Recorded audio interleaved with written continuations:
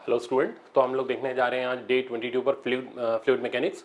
ये fluid mechanics वाला topic आपका तीन चीज़ों पर बेस्ड है। पहला प्रेशर और उसके वेरिएशन का कंसेप्ट, जिसके अंदर पास्कल्स लॉ, प्रेशर के वेरिएशन, एक्सेलरेशन, जीरो वाले कंटेनर में, एक्सेलरेटिंग कंटेनर के अंदर, तो वो सारी चीज़ें हम लोग कवर करेंगे।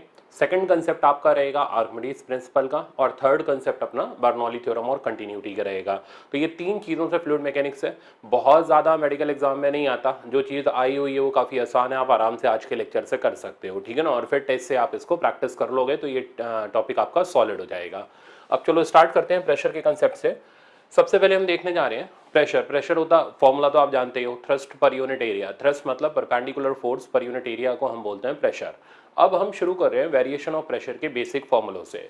तो अगर दो पॉइंट अलग अलग लेवल पर होते हैं कंटेनर के अंदर, ठीक है ना, या लिक्विड के अंदर, तो जैसे मान लो ये 1 और 2 दो पॉइंट हैं और दोनों के बीच का हाइट का लेवल या डेप्थ का लेवल h है, तो जैसे जैसे डेप्थ बढ़ती जाती है प्रेशर का वैल्यू भी बढ़ता चला जाता है। तो जो पॉइंट डेप्थ पर होता है वहाँ प्रेशर ज़्यादा होता है, और जो पॉइंट हाइट पर होता है वहाँ प्रेशर कम होता है। तो डेप्थ के साथ प्रेशर का वेरिएशन का इक्वेशन है P2 - P1 equals to h rho g, जहाँ h हो गया दोनों पॉइंट के बीच का डेप्थ, रो हो गया लिक्विड का डेंसिटी, जी आप जानते हो एक्सेलरेशन ड्यू टू ग्रेविटी। तो डेप्थ के साथ प्रेशर कैसे बढ़ता है, तो सीधी सी बात h रो जी के हिसाब से बढ़ता है। अब आते हैं सेम लेवल। अगर दो पॉइंट सेम लेवल पर हो तो सेम लेवल पर प्रेशर की वैल्यू सेम होती है, ठीक है ना, गिवन लिक्विड सेम होना चाहिए। तो सेम लेवल पर प्रेशर की वैल्यू सेम होती है और डेप्थ के साथ प्रेशर h रो जी के हिसाब से बढ़ता चला जाता है। इन दो थ्योरम के ऊपर बेस्ड यूट्यूब का एक्सपेरिमेंट, गैस मैनोमीटर का एक्सपेरिमेंट, तो इन एक्सपेरिमेंट्स को पहले हम कवर करते हैं फिर आगे बढ़ते हैं। तो देखते जाओ आप। अब सबसे पहले इसमें एक दो छोटे मोटे पॉइंट्स आते हैं, ये भी थ्योरी में काफ़ी पूछ लिए जाते हैं। जैसे आप ये तीन डिफरेंट शेप्स के कंटेनर देख रहे हो, पर इन तीनों कंटेनर के अंदर लिक्विड सेम हाइट तक बढ़ा हुआ है, ठीक है ना। तो यहाँ पर लिक्विड h हाइट तक है, यहाँ पर भी h हाइट तक भरा हुआ है, एंड सिमिलरली तीसरे कंटेनर में भी h हाइट तक भरा हुआ है। शेप अलग अलग होने से लिक्विड का वेट तो अलग अलग होगा, बट बॉटम पर लगने वाला, यहाँ लगने वाला जो प्रेशर होगा वो सब में सेम होगा। ये वो जगह है जो एटमॉस्फेरिक को एक्सपोज्ड है, और एटमॉस्फेरिक प्रेशर आप जानते ही हो P0 से हम डिनोट करते हैं, और इसका वैल्यू 1.01 इंटू 10⁵ न्यूटन पर मीटर स्क्वायर, जिसको हम सिंपली 10⁵ न्यूटन पर मीटर स्क्वायर बोलेंगे, और या फिर हम इसको 10⁵ पास्कल बोलेंगे, या फिर हम इसको 1 एटमॉस्फेयर बोल सकते हैं। तो जैसे जैसे आगे आएगा मैं बताते जाऊँगा। तो P0 की जो वैल्यू हमारे पास है वो अवेलेबल होती है, उसकी कोई खास टेंशन हमें लेने की जरूरत नहीं है। इसमें कैलकुलेशन का मैं एक रास्ता भी दूंगा आपको। तो अब अगर आप बेस पर प्रेशर निकालोगे तो वो हो जाएगा P0 + h रो जी, इसमें भी सेम इसमें भी सेम। तो कंसेप्ट ये है कि किसी भी शेप का कंटेनर हो, अगर लिक्विड सेम हाइट तक भरा हुआ है तो बॉटम पर लगने वाला प्रेशर जो होगा वो सब कंटेनर में सेम रहेगा। तो ये PA, PB और PC तीनों में प्रेशर की वैल्यू सेम होगी, बट वेट अलग अलग होगा। वो इसलिए अलग अलग होगा क्योंकि तीनों कंटेनर्स का वॉल्यूम अलग अलग है, ठीक है ना। तो ये भी कई सारे छोटे मोटे एग्जाम्स में या फिर थ्योरी बेस में बना करके इस प्रॉब्लम को पूछा जाता है। तीसरा देखो, सेम लेवल पर प्रेशर सेम होता है, इसलिए लिक्विड जितनी हाइट तक राइज करता है वो सब में हाइट जो मिलती है वो सेम मिलती है, इररिस्पेक्टिव ऑफ शेप। तो आप देख रहे हो यहाँ एक सिंपल हमारे पास एक पतली सी ट्यूब है, यहाँ ये एक टेपर्ड ट्यूब है, ठीक है ना। यहाँ पर भी सेम, यहाँ पर कोई इरेगुलर शेप की, यहाँ ये स्फेरिकल शेप की, तो कैसा भी शेप हो उससे फर्क नहीं पड़ता। अगर प्रेशर सेम है तो लिक्विड जिस हाइट तक राइज करेगा वो हाइट भी वर्टिकल हाइट, ध्यान रखना, स्लैंट हाइट नहीं, वर्टिकल हाइट जो रहेगी वो सेम रहेगी। अब न्यूमेरिकल की बारी। देखो न्यूमेरिकल शुरू से ही काफ़ी अच्छे इसमें स्टार्ट हो जाते हैं। जैसे इस टाइप का न्यूमेरिकल कैलकुलेशन में भी अच्छा है, कैलकुलेशन के रास्ते भी सीखो, और आपके नीट एग्जाम के लिए तो परफेक्ट है ही है। अब लैंग्वेज देखो, कहता है pressure at half the depth of the lake. तो हाफ द डेप्थ पर हम आ गए। इस जगह का जो प्रेशर हमें दे रखा है उसका नाम मैंने P1 कर लिया, is equals to 2/3 pressure at the bottom of lake. तो बॉटम ऑफ लेक का प्रेशर P2 ले लिया, डेप्थ ऑफ लेक हमने h ले ली, तो P1 की जो वैल्यू है 2/3 P2 है, ठीक है ना। और P1 हाफ द डेप्थ पर प्रेशर है, we have to find out depth of lake. अब कैसे इसमें प्रोसेस आगे बढ़ाया जाए, तो पहले जो एग्जामिनर ने लैंग्वेज दे रखी है उस लैंग्वेज के हिसाब से जहाँ जहाँ का प्रेशर जितना जितना है वो हमने लिख लिया। अच्छा, अब इसके अंदर हम डाटा सब्स्टिट्यूट करते हैं, ठीक है ना। अब डाटा आप सब्स्टिट्यूट कैसे करोगे, पहले आपको P1 का वैल्यू निकालना पड़ेगा। तो आप एटमॉस्फेरिक प्रेशर के हिसाब से P1 का वैल्यू निकालो, वो हो गया P0 + h/2 रो जी। तो मैंने इधर डाला P0 + h/2 रो जी, रो ध्यान रखना पानी की डेंसिटी है, इज इक्वल्स टू 2/3। अब आप P2 की वैल्यू लिखो विद रिस्पेक्ट टू P0, तो P2 की वैल्यू हो गई P0 + h रो जी। अब ब्रैकेट ओपन करते हैं और इसको सॉल्व करते हैं। तो P naught plus h/2 rho ji equals to 2/3 P naught plus 2/3 h rho G, और इसको उधर भेजो और रिजल्ट बना हमारे पास P naught by 3 equals to, इसको आप इधर लाओ, 2/3 माइनस 1/2 और h रो जी हो गया बेटा कॉमन। कैलकुलेशन हम पूरी करेंगे लास्ट स्टेप तक ताकि कोई गलती का चांस ना रहे। तो लेफ्ट साइड पर बचा P naught by 3, right side पर आ गया 4 minus 3 that means 1/6 h rho G. यहाँ से ये कैंसिल हुआ और डेप्थ ऑफ लेक की वैल्यू हमारे पास आ गई twice of P naught divided by rho G. अब हमें लास्ट स्टेप पे वैल्यूज जाकर के डालने हैं, ये नहीं पहले लेकर के वैल्यू कूद पड़े, कैलकुलेशन लंबी हो जाएगी। अब लास्ट स्टेप में सारे वैल्यूज प्रॉपरली सेट करो। पी नॉट हो गया एटमॉस्फेरिक प्रेशर, वैल्यू डालो आप इसका 10 की पावर 5, ये एसआई सिस्टम में हो गया 1.01 को इग्नोर करो। रो हो गया पानी का डेंसिटी 1000, जी ग्रेविटी 10, तो डेप्थ ऑफ लेक मेरे पास आ गई 20 मीटर। तो इस पर्टिकुलर कंडीशन में डेप्थ ऑफ लेक की वैल्यू हो गई 20 मीटर। इस क्वेश्चन को आप मुश्किल नहीं कह सकते, ना इस क्वेश्चन को हम बहुत हाईली कैलकुलेटिव कह सकते हैं, बस ये फॉर्मूला बेस्ड क्वेश्चन है, चीज़ों के हिसाब से हमें रिएक्ट करना होता है। तो फ्लूइड मैकेनिक्स में डरने की कोई ज़रूरत नहीं है, बहुत आसान है। आपका अगर इसमें से सवाल आया तो 100% सही हो जाएगा, बस जैसे मैं बता रहा हूँ वैसे करते जाओ, छोड़ना नहीं है कोई भी चीज़, ठीक है ना। अब चलते हैं आगे।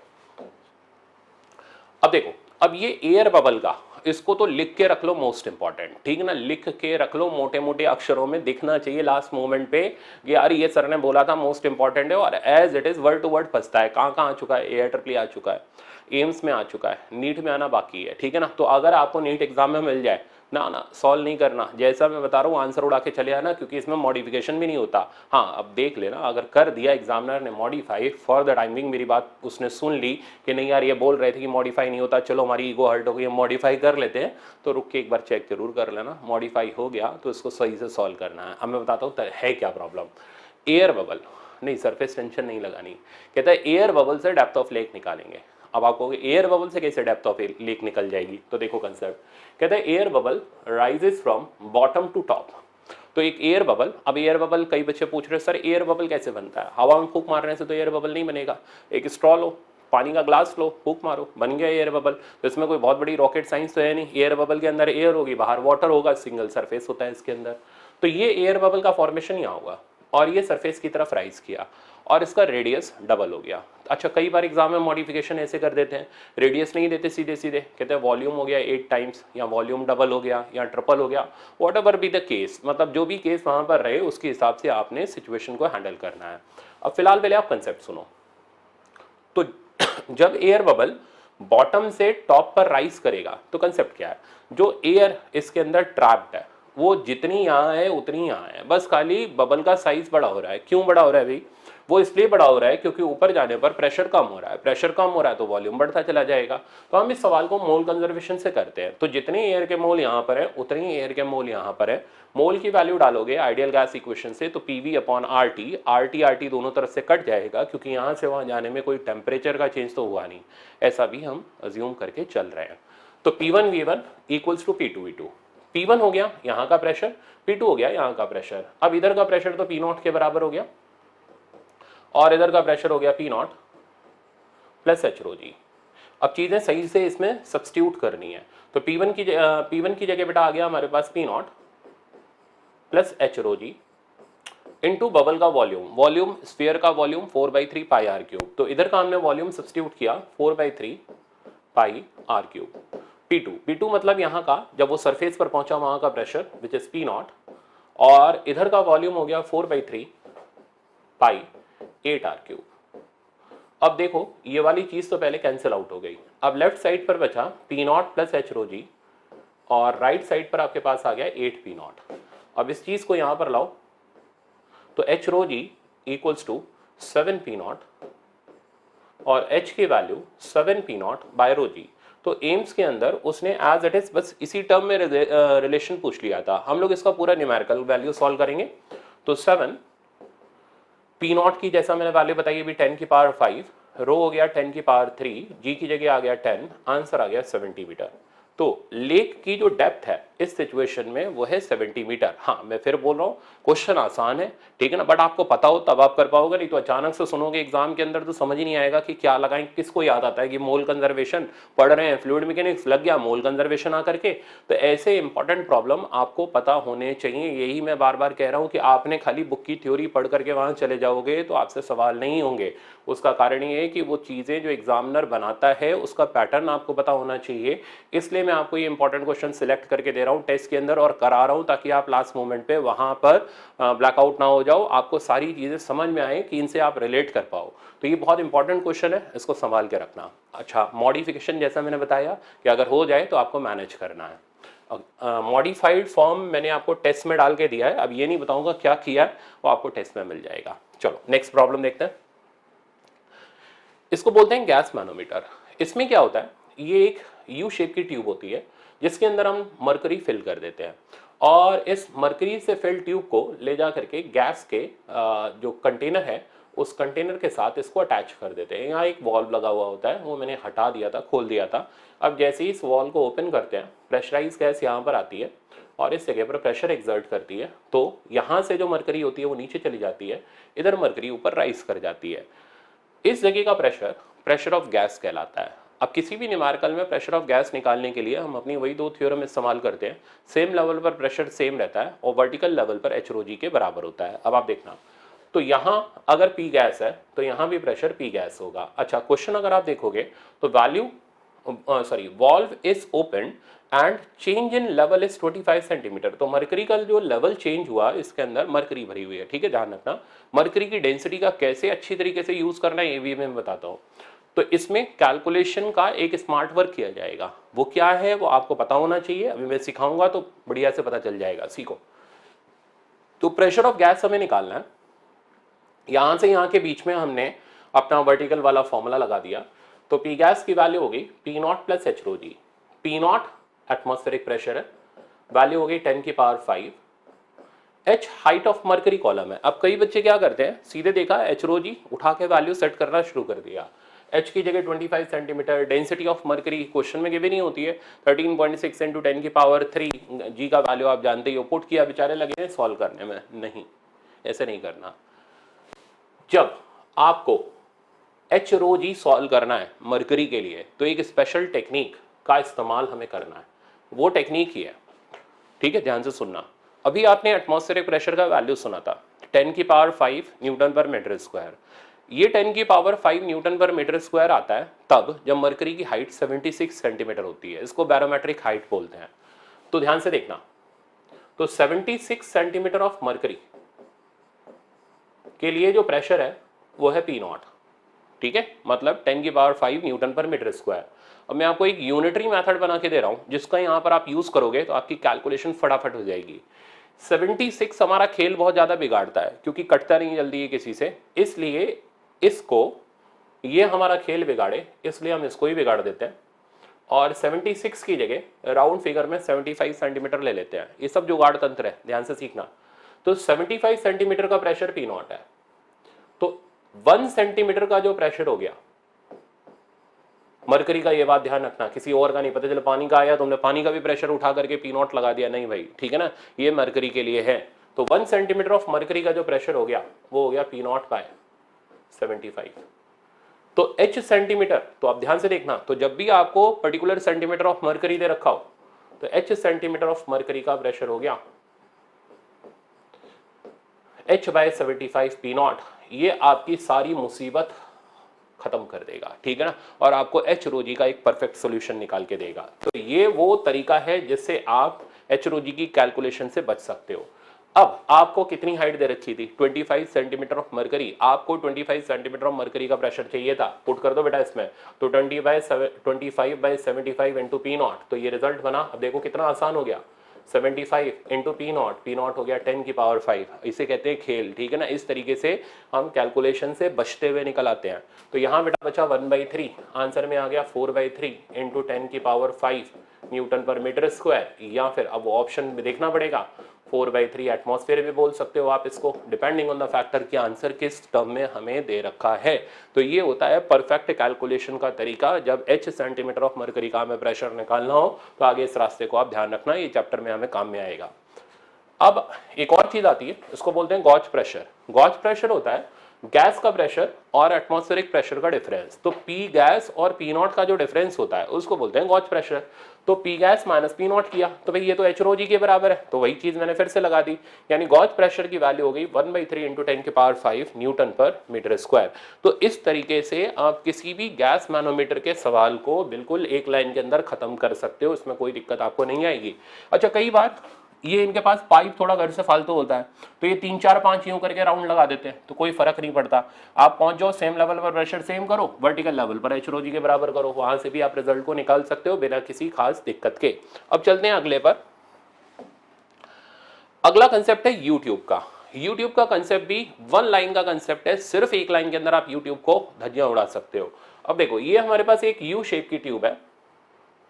इस ट्यूब के अंदर इनिशियली दोनों तरफ सेम लिक्विड, मरकरी मान लो, मरकरी भरा हुआ था और दोनों तरफ का लेवल सेम था। हमने क्या किया, दोनों तरफ इधर और उधर, लेफ्ट साइड राइट साइड, अलग अलग डेंसिटी के लिक्विड फिल करने शुरू किए। तो क्या हुआ, इधर जैसे ही लिक्विड डाला, मरकरी यहां से नीचे खिसक गई, यहां से नीचे खिसकी तो यहां से ऊपर गई। कितनी नीचे गई और कितनी ऊपर गई ये डिपेंड करता है इन ट्यूब के एरिया ऑफ क्रॉस सेक्शन पर। अब अगर area of cross section same है तो जितना मरकरी नीचे जाएगी उतना यहां से ऊपर आएगी, क्योंकि A1x1 AX होता है वॉल्यूम, तो जितना वॉल्यूम यहां से नीचे जाएगा उतना वॉल्यूम यहां से ऊपर आएगा। अगर एरिया सेम है तो जो डेप्थ रहेगी या जो भी डिस्प्लेसमेंट रहेगा वो भी सेम रहेगा। अगर एरिया अलग अलग है तो A1x1 बराबर A2x2 से आप निकाल सकते हो। अच्छा, फिलहाल मैंने ट्यूब का एरिया सेम ले रखा है, तो दोनों तरफ मैंने डिफरेंट डिफरेंट डेंसिटी के लिक्विड फिल कर दिए है। अब पूछता है ये जो मरकरी के लेवल के अंदर चेंज आया ये कितना होगा। इसे निकालने का सिर्फ वन लाइन का तरीका है, मैं आपको तरीका लगा के दिखा रहा हूं, आप ध्यान से देखना, ठीक है। फिर इस मेथड से हम लोग यूट्यूब के आए हुए प्रॉब्लम्स को कर सकते हैं। तरीका ये कि सबसे पहले आप रेफरेंस डिसाइड करो। रेफरेंस यानी वो जगह जहां तक प्रेशर सेम है। देखो, यहां लिक्विड सेम है तो प्रेशर सेम है, यहां भी सेम है, यहां तक सेम है, इसके बाद दोनों तरफ का लिक्विड अलग अलग है, तो ये वो जगह है जहां तक प्रेशर सेम है। तो हमने इस रेफरेंस लाइन को बना दिया और इस जगह के प्रेशर को हमने पी कर दिया। क्योंकि ये ओपन ट्यूब है तो ऊपर का प्रेशर पी नॉट होगा, सिमिलरली यहाँ का प्रेशर पी नॉट होगा। अब इधर का प्रेशर डिफरेंस हो गया P minus P not, similarly इधर का प्रेशर डिफरेंस भी हो गया पी माइनस पी नॉट, यानी कि यू ट्यूब के अंदर लेफ्ट साइड और राइट साइड का प्रेशर डिफरेंस सेम है, तो आप उस प्रेशर डिफरेंस को इक्वेट कर दो, बस इतना ही करना होता है। तो लेफ्ट साइड का प्रेशर डिफरेंस तो P minus P naught on left hand side equals to P minus P naught on right hand side. तो इधर साइड का P माइनस पी नॉट निकालोगे तो वो हो जाएगा एच रो जी के बराबर। अब अगर एक लिक्विड है तो कोई बात नहीं, H1 रो 1 जी कर लो, मल्टीपल लिक्विड है तो सिग्मा एच रो जी कर लो। तो वो डिपेंड करता है कि सिंगल डेंसिटी का लिक्विड है या मल्टीपल डेंसिटी का लिक्विड फिल्ड है। जैसे लेफ्ट साइड पर तो एक ही डेंसिटी का लिक्विड फिल्ड है तो H1 रो 1 जी। अब आ जाओ राइट साइड पर। राइट साइड पर एक है ब्लू कलर और एक है ग्रीन कलर, दैट मीन्स दो डिफरेंट डेंसिटी के लिक्विड फिल्ड है। पहले इसका लिखते हैं एच रो जी, वो हो गया डेल्टा एच रो जी। अब आप लिखो इधर का एच रो जी, वो हो गया H2 रो 2 जी। अब तो ये जी से जी कैंसिल करो और यहां से आप डेल्टा एच निकाल सकते हो, कोई यूनिट कन्वर्जन की हमें इसमें जरूरत नहीं होती। तो ये सिंपल सा तरीका होता है, बहुत ही ज्यादा आसान होता है यूट्यूब कि लेफ्ट और राइट साइड का प्रेशर डिफरेंस बराबर करो, खेल खत्म हो जाता है। अब प्रॉब्लम पर आते हैं। तो पहले मेरा प्रॉब्लम देखो, उसके बाद फिर जो आपके में आया हुआ है प्रॉब्लम वो मैं इसके बाद दिखा देता हूं। तो अलग अलग डेंसिटी के लिक्विड फिल्ड है, जैसे येलो कलर का H और 2 रो का है, रेड कलर का 2H और रो का है, ये जो ब्लू कलर का है इसकी डेंसिटी रो है, और इधर जो ये ग्रीन कलर का है इसकी हाइट 3H है और डेंसिटी रो बाई 3 है। हमें डेल्टा H की वैल्यू निकालनी है। रेफरेंस आप देख ही रहे हो मैंने पहले ही बना रखा है। तो अब बस लेफ्ट साइड का और राइट साइड का प्रेशर डिफरेंस हमें इक्वेट करना है। तो P माइनस पी नॉट यानी H rho G on left hand side and similarly H rho G on right hand side. Sigma H rho G मैंने इसलिए लगा दिया कि सिंगल है मल्टीपल है सारे खत्म हो जाएंगे। तो चलो नापते हैं यहाँ का एच रो जी। तो पहले इधर से शुरू करते हैं। तो 2H रो जी प्लस H2 रो जी, ये हो गया लेफ्ट साइड का P माइनस पी नॉट का वैल्यू। अब राइट साइड के P माइनस पी नॉट पर आ जाओ। तो पहले मिला डेल्टा H और इस ब्लू की डेंसिटी है रो जी और साथ में ग्रीन कलर का आ गया हमारे पास 3h रो बाई 3 इंटू जी। अब इसको कर लेते हैं बेटा सिंप्लीफाई। पहले ये g तो हटाओ, इधर साइड मिल गया 4h रो डेल्टा h रो जी, और सॉरी जी तो हम कैंसिल कर चुके थे, तो डेल्टा h रो और साथ में आ गया ये 3 कैंसिल हुआ h रो, तो इसको इधर भगाओ तो 3h rho equals to delta h rho से रो भी कैंसिल और डेल्टा h की वैल्यू आ गई 3h के इक्वल। तो आई थिंक अब आपको अच्छी तरीके से समझ आ गया होगा कि डेल्टा h का जो वैल्यू आ रहा है वो हमारा 3h के बिल्कुल बराबर आ रहा है। तो ये हमारा फाइनल आंसर हो गया। तो बिल्कुल आसान है। और अब वो प्रॉब्लम देख लेते हैं जो आपके में आया हुआ था। तो इस तरीके का प्रॉब्लम था, ठीक है ना। प्रॉब्लम का एक बार फिर से मेरे साथ ही आप डाटा देख लो, आपको जो अच्छा लगेगा।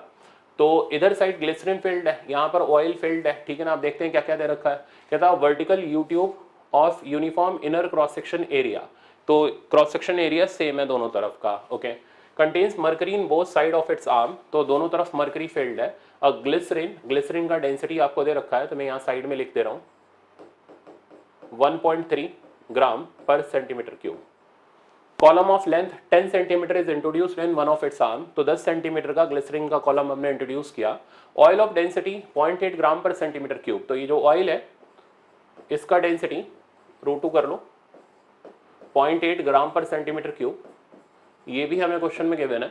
और until the upper surfaces of the oil and glycerin are at same horizontal level, तो ये जो upper surfaces हैं ये सेम horizontal level पर, इसका भी एक खास काम होता है। अब सुनो क्या काम है भाई, ये दूरी 10 है, इतना h है, तो यार ये हो गया ना फिर कितना 10 - h, तो ये लेवल सेम करने का फायदा मिलता है।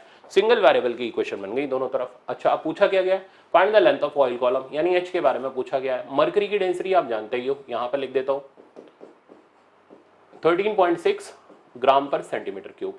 अब किया क्या, कुछ खास तो नहीं किया। लेफ्ट साइड का एच रो जी निकाला, वो हो गया 10 × 1.3 × जी, ठीक है ना। राइट साइड का एच रो जी लिया तो 10 - h × 13.6 × जी, और साथ में इधर का हो गया हमारे पास 0.8 × h × जी, ठीक है ना। अब इसको करा हमने सिंप्लीफाई, यहाँ से मेरे पास h की वैल्यू आई which is nearly equals to 9.6, option हमें डी मिल गया। पर नहीं, आपने नहीं छोड़ना, आपने इसको सॉल्व करना है। ये मैंने सेम नीट 2017 के कंसेप्ट के ऊपर बेस्ड प्रॉब्लम उठाया, 2017 में आया हुआ आप करो ताकि आपके अंदर कॉन्फिडेंस आ जाए। बिल्कुल एज इट इज, उसमें भी यही वर्ड है कि टॉप लेवल सेम है। अब आप उसको 2017 के प्रॉब्लम को जरूर कर लेना, ठीक है ना, ताकि थोड़ा कॉन्फिडेंस आ जाए, अभी यूट्यूब हम कर सकते हैं। ओके, अब आते हैं पास्कल्स लॉ पे। पास्कल लॉ में क्या होता है, चीजें जब इक्विलिब्रियम में होती हैं तो पास्कल लॉ ये कहता है कि अगर प्रेशर का एक तरफ चेंज किया जाए या किसी भी एंड पर प्रेशर चेंज किया जाए तो वो change in pressure her direction में इक्वली ट्रांसमिट होता है।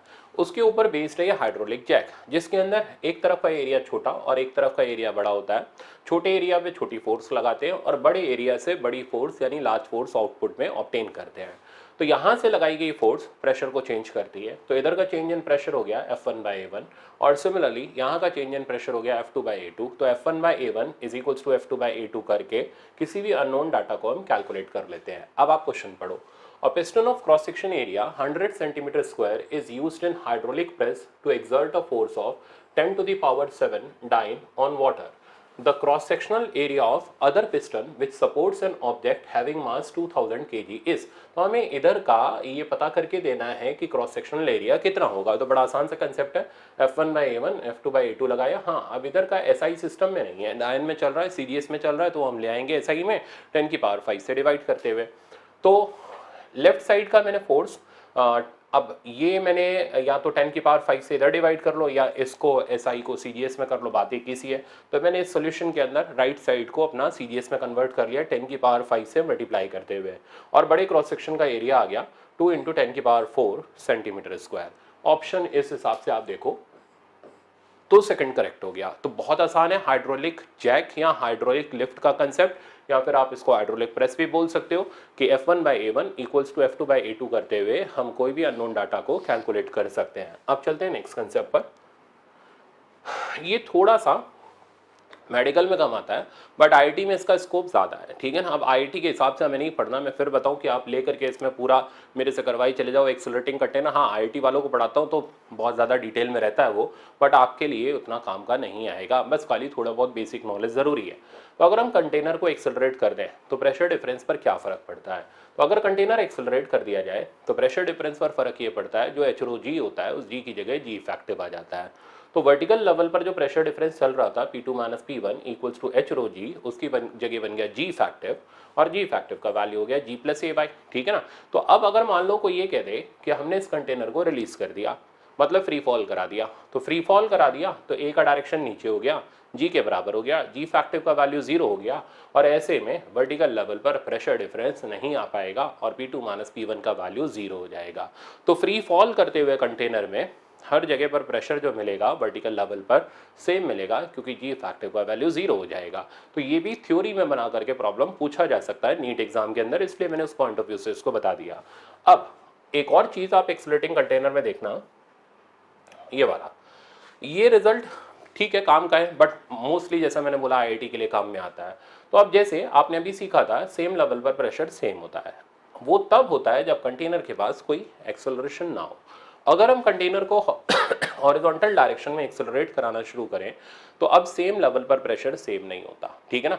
ये प्रेशर एक्सेलरेशन के अपोजिट डायरेक्शन में, जैसे इसको रिलेट ऐसे करो, फील्ड के डायरेक्शन में चलने पर पोटेंशियल कम होता है इलेक्ट्रोस्टैटिक में, ठीक है ना, फील्ड के पैरेलल चलने पर पोटेंशियल कम होता है, बिल्कुल वैसे ही एक्सेलरेशन के पैरेलल चलने पर प्रेशर की वैल्यू कम होती चली जाती है। तो एक्सेलरेशन के डायरेक्शन में प्रेशर कम होता चला जाता है और अपोजिट डायरेक्शन में प्रेशर बढ़ता चला जाता है।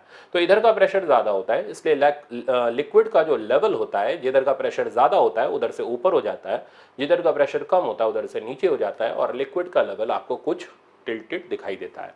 अब ये जो टिल्टिंग होती है टेन थीटा, डेरिवेशन में मत पढ़ना आप, टेन थीटा का हमसे वैल्यू पूछा जाता है। ये टेन थीटा का वैल्यू होता है ए एक्स अपॉन जी इफेक्टिव, जी इफेक्टिव हो गया वाई एक्सिस का इफेक्टिव एक्सेलरेशन, जिसकी वैल्यू जी प्लस माइनस ए वाई, अगर ए वाई नहीं है तो ए वाई की जगह जीरो डाल दो और टेन थीटा का वैल्यू बन जाएगा ए एक्स अपॉन जी। इससे आप हॉरिजॉन्टल डायरेक्शन का एक्सेलरेशन निकाल सकते हो। तो इस पे बेस्ड वैसे तो सवाल मैंने वीडियो लेक्चर्स और क्लास के अंदर बहुत सारे कराए हुए हैं, क्योंकि वहाँ जनरली मिक्स स्टूडेंट्स रहते हैं, पर आपके लिए सिर्फ और सिर्फ इतना याद करना मोर देन इनफ है कि हॉरिजॉन्टल डायरेक्शन में एक्सेलरेट कराने पर एक्सेलरेशन के अपोजिट डायरेक्शन में प्रेशर ज़्यादा होगा और वहाँ से ऊपर लिक्विड राइज कर जाएगा। अब इस पे बेस्ड आप प्रॉब्लम देखो। अच्छा, एक चीज़ और, इस प्रेशर डिफरेंस का फॉर्मूला भी याद कर लो कि P1 माइनस P2 का ये जो प्रेशर डिफरेंस होगा वो रो एक्स ए एक्स के बराबर होगा, जहाँ एक्स उनके बीच का हॉरिजॉन्टल सेपरेशन हो जाएगा। पूछा नहीं गया बट फिर भी याद रख लो इस चीज़ को, कोई बुराई नहीं है इसमें। अब जैसे ये प्रॉब्लम देखो, कहते हैं हम कंटेनर को हॉरिजॉन्टल डायरेक्शन में एक्सेलरेट करा रहे हैं, लिक्विड का लेवल 30 डिग्री पर आ चुका है, ठीक है ना, एंगल 30 डिग्री पर आ चुका है।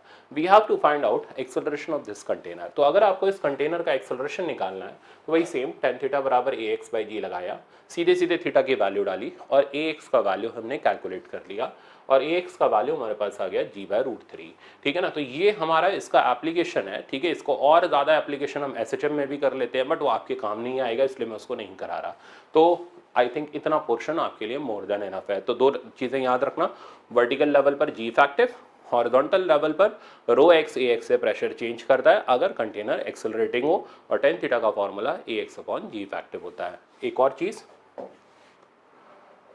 अब आता है हमारे पास आर्किमिडीज प्रिंसिपल। आर्किमिडीज प्रिंसिपल पर न्यूमेरिकल आप तब लगा पाओगे जब आर्किमिडीज प्रिंसिपल का कंसेप्ट आपको अच्छे से आता होगा।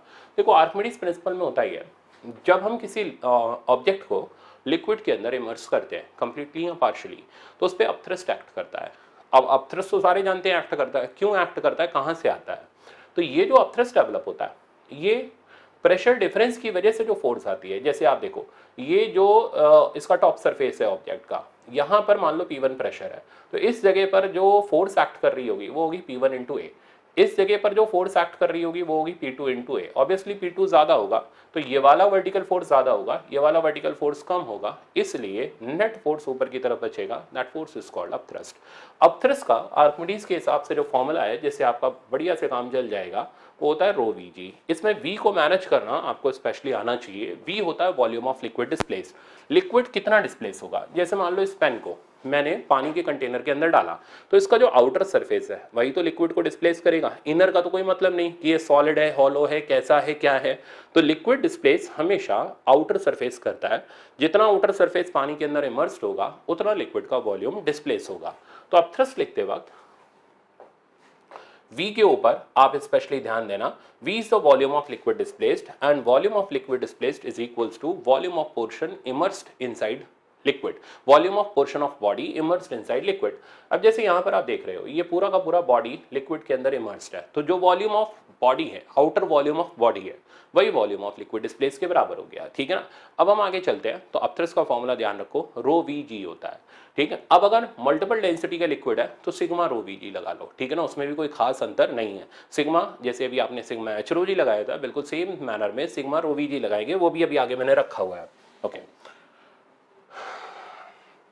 तो अब हम आते हैं एक्सेलरेटेड कंटेनर पर। तो अगर कंटेनर एक्सेलरेट करे वर्टिकल डायरेक्शन में तो अपथ्रस्ट का फॉर्मूला रो वी जी की जगह जी फैक्टिव आ जाएगा। तो फिर से एक कंसेप्चुअल सवाल, ठीक है ना, वो कंसेप्चुअल सवाल ये, मान लो ये प्लास्टिक का पेन है, मैंने पानी के कंटेनर के अंदर डाल दिया, तैरने लगा और कंटेनर को फ्रीली छोड़ दिया, तो इस पे लगने वाला अपथ्रस्ट कितना होगा। तो अपथ्रस्ट का फॉर्मूला लगाओ रो वी जी फैक्टिव, क्योंकि मैंने फ्रीली छोड़ दिया तो जी फैक्टिव का वैल्यू 0 हो गया, अपथ्रस्ट 0 हो जाएगा। तो अगर कोई कंटेनर फ्रीली फॉल कर रहा है तो ऐसे में उसके अंदर जो बॉडी है उस पर लगने वाला अपथ्रस्ट 0 रहेगा, क्योंकि उसका जी फैक्टिव 0 हो जाएगा। ये एक बहुत छोटा पर बड़े काम का कंसेप्चुअल एग्जांपल है, जिनको जी फैक्टिव का कंसेप्ट नहीं पता उनको नहीं आता है। तो मेरे ख्याल से लॉज ऑफ मोशन से आप मेरे से पढ़ते आ रहे हो, तो जी फैक्टिव मैं कई बार बता चुका हूँ, ठीक है ना। तो आपको अभी तक जी फैक्टिव क्लियर हो जाना चाहिए, क्योंकि एसएचएम में भी मैंने आपको जी फैक्टिव सिखाया था। अब चलते हैं आगे। हाँ, अब आता है प्रॉब्लम। अब कैसे हम अपथ्रस्ट के प्रॉब्लम्स को किस तरीके से सिंप्लीफाई करते हैं। देखो बेटा, दो तरीके के केसेस होते हैं, या तो बॉडी तैर रही होगी या डूब गई होगी, ठीक है ना। अगर बॉडी तैर रही होगी तो एग्जामिनर क्या पूछेगा, कोई भी मिसिंग डेंसिटी या पोर्शन कितना इमर्स्ड है इस चीज़ के बारे में पूछेगा। और अगर बॉडी डूब जाती है तो फिर उस सिचुएशन के अंदर हमसे पूछा जाता है एपरेंट वेट का कंसेप्ट। तो मैं दोनों चीज़ें आपको सिखाता हूँ। देखो, ये बॉडी तैर रही है, अब ये तैर क्यों रही है भाई, फोर्सेस बैलेंस होंगी तभी तो तैर रही है। अगर आप इस पर फोर्सेस लगाओगे तो ऊपर आ गया अपथ्रस्ट, नीचे आ गया वेट, बस दोनों को इक्वेट करना है और प्रॉपरली चीजें मैनेज करनी है। जैसे ही आपको इसका मैनेजमेंट आ जाएगा अपथ्रस्ट अच्छा लगने लगेगा। अब सीखो। तो मैंने क्या किया, यू और डब्ल्यू का बैलेंस किया, यू की वैल्यू होगी रो वी जी, बस सिंपली ऐसे डाला, और डब्ल्यू अपना एम जी। अब जी से जी चाहिए तो उड़ा दो, उसकी कोई रिक्वायरमेंट भी नहीं है। पूछा क्या गया है, पूछा गया है सिग्मा बॉडी, मतलब डेंसिटी ऑफ बॉडी पूछा गया है। डाटा में दिया गया है 1/4 portion of body is immersed inside liquid. हमने टोटल हाइट बॉडी की h ले ली और 1/4 पोर्शन यानी h/4 इमर्स कर दिया। अब हम इस डाटा को मैनिपुलेट करते हैं। अब ध्यान देना कैसे, रो v क्या था, वॉल्यूम ऑफ लिक्विड डिस्प्लेस्ड, कितना लिक्विड डिस्प्लेस हुआ, जितना बॉडी लिक्विड के अंदर गई। तो ये मैं जो शेड कर रहा हूं बॉडी का आउटर पोर्शन, ये लिक्विड के अंदर है, तो हमें इतना वॉल्यूम चाहिए। ये वॉल्यूम कैसे लिखोगे, एरिया इनटू ये वाली हाइट, सिंपल सा तरीका। तो इसकी जगह मैंने डाला a इंटू h/4। m क्या, मास ऑफ बॉडी, नहीं दिया है ना तो वो देगा भी नहीं। मास को, बॉडी के मास को कैसे लिखोगे, density of body into volume of body. Density of body को हम सिग्मा से डिनोट कर लेते हैं। वॉल्यूम ऑफ बॉडी, अब वॉल्यूम ऑफ बॉडी मतलब वो वॉल्यूम जिसमें मैटर कंटेन्ड है, मास कंटेन्ड है। अब अगर पूरी बॉडी सॉलिड है तो पूरी बॉडी का वॉल्यूम आ गया, अगर इसके अंदर कैविटी है तो पूरी बॉडी के वॉल्यूम में से कैविटी हटा दो, कैविटी मतलब खाली जगह हटा दो। अब जैसे ये पेन है, ये अंदर से हॉलो है तो सब जगह थोड़ा मास है, तो इसका outer volume minus inner volume करेंगे तो ये जितना भी इनर वॉल्यूम का मतलब समझो ना, जितना इनर पोर्शन में इसमें आ रहा है। जैसे मान लो आप ये मेरे पास एक सिलेंडर है, सिलेंड्रिकल पैन ले लो और मास सिर्फ इतने पोर्शन में कंटेन्ड है, तो अब आप यार क्या करोगे, इसका वॉल्यूम कैसे निकालोगे, आउटर माइनस इनर ही तो करोगे। तो इस पूरे वॉल्यूम में से ये जो खाली जगह का वॉल्यूम है ये हटा दो तो अपने आप मैटर कंटेंट का वॉल्यूम आ जाएगा। तो ध्यान रखना, सिग्मा के साथ मास ऑफ बॉडी लिखते वक्त हमें वो वॉल्यूम चाहिए होता है जितने वॉल्यूम में मैटर कंटेंट है। अब अगर पूरी बॉडी सॉलिड है तो ऐसे में पूरी बॉडी का वॉल्यूम आ जाएगा a इंटू एच, ये यहां से कैंसिल हो गया, तो सिग्मा की वैल्यू आ गई ρ/4। रो था पानी का डेंसिटी, अब पानी का डेंसिटी क्वेश्चन में गिवन था 1 ग्राम पर सेंटीमीटर क्यूब। कई बार स्पेसिफिक ग्रेविटी दे देते हैं। अब स्पेसिफिक ग्रेविटी क्या चीज होती है, specific gravity density of body by density of water का रेशियो होती है, इससे ज्यादा कुछ नहीं होता। तो आप स्पेसिफिक ग्रेविटी अगर दे रखी हो तो सिग्मा बाय रो का वैल्यू आपको दे रखा है, तो वो चीज से भी आप सवाल को कर सकते हो। तो सिग्मा का वैल्यू आ गया 1/4 ग्राम पर सेंटीमीटर क्यूब। तो आई थिंक आपको ये कंसेप्ट अच्छी तरीके से दिमाग में सेट हो जाना चाहिए कि मैंने किस तरीके से इसको सॉल्व किया। अब मैं दिखाता हूं सिंक की हुई बॉडी का कंसेप्ट। अब जैसे ये बॉडी सिंक कर गई, ठीक है ना, पानी के अंदर डूब गई। अब डूब इसलिए तो गई क्योंकि mg का वैल्यू अपथ्रस्ट से ज्यादा था, तो mg अपथ्रस्ट से ज्यादा करते ही, ठीक है ना। अब एपरेंट वेट क्या होता है, mg माइनस अपथ्रस्ट का ये जो डिफरेंस होता है इसको बोलते हैं एपरेंट वेट। अपथ्रस्ट कैसे लिखोगे, mg तो बड़ा नहीं, तो mg, अपथ्रस्ट को आपने लिखा, ये मैंने यहाँ ब्रेक करके लिखा हुआ है, रो Vg। V क्या चीज हो गया, V इमर्स्ड पोर्शन का वॉल्यूम हो गया। अब इमर्स पोर्शन का वॉल्यूम ऑफ बॉडी के ही बराबर है क्योंकि पूरी की पूरी बॉडी पानी के अंदर है। वॉल्यूम ऑफ बॉडी को mass by density of body से हमने ब्रेक किया, यानी अगर बॉडी पानी के अंदर पूरी डूबी हुई है और पूरी तरीके से सॉलिड ऑब्जेक्ट है, कोई कैविटी नहीं है, तो अपथ्रस्ट की value rho by sigma mg भी आप लिख सकते हो। पर ये ध्यान रखना सिंक की हुई बॉडी या पूरी पानी के अंदर बॉडी के लिए लिखा जा सकता है। अब इस चीज को उठा के यहाँ पर सब्स्टिट्यूट किया और एपरेंट वेट की वैल्यू हमारे पास आ गई mg 1 minus rho by sigma.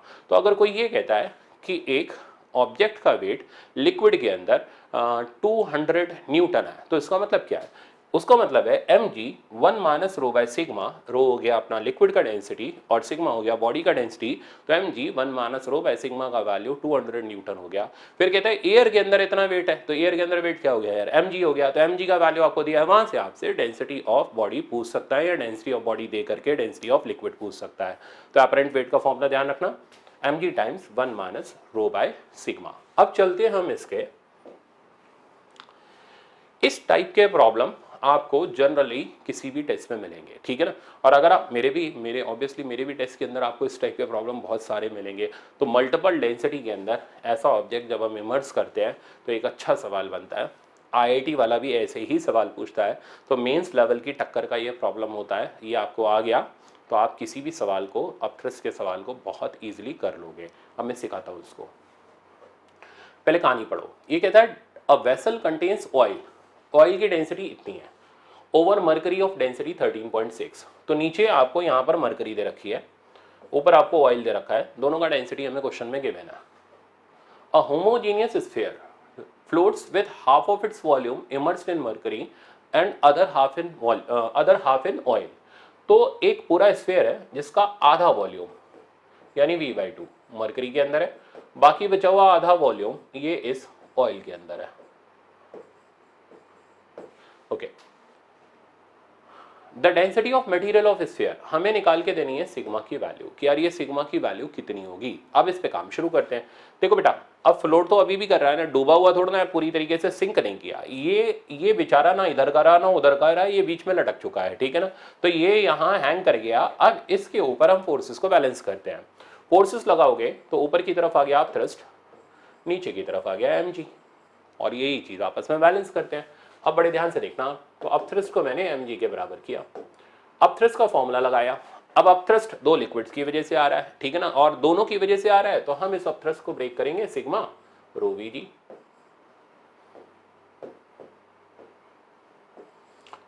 mg को, अब ये mg ही रहने तो बाद में निपट लेंगे। हमें किसकी वैल्यू पता करनी है, डेंसिटी ऑफ मटेरियल की। अच्छा, अब रो Vg को ब्रेक करते हैं। तो इधर का डेंसिटी हो गया हमारे पास 13.6, वॉल्यूम हो गया V/2। तो मैं यहाँ डाटा सब्स्टिट्यूट करते जा रहा हूँ विदाउट कन्वर्जन, प्लस इधर का डेंसिटी हो गया 0.8 और वॉल्यूम इज ऑल्सो V/2। अब बेटा आपको मास ऑफ बॉडी को ब्रेक करना है। कैसे सिखाया था मैंने, density of body into volume of matter content. तो डेंसिटी तो हमें निकालनी है, वो हो गई सिग्मा, और टोटल वॉल्यूम दोनों का मिला दो तो हो गया V।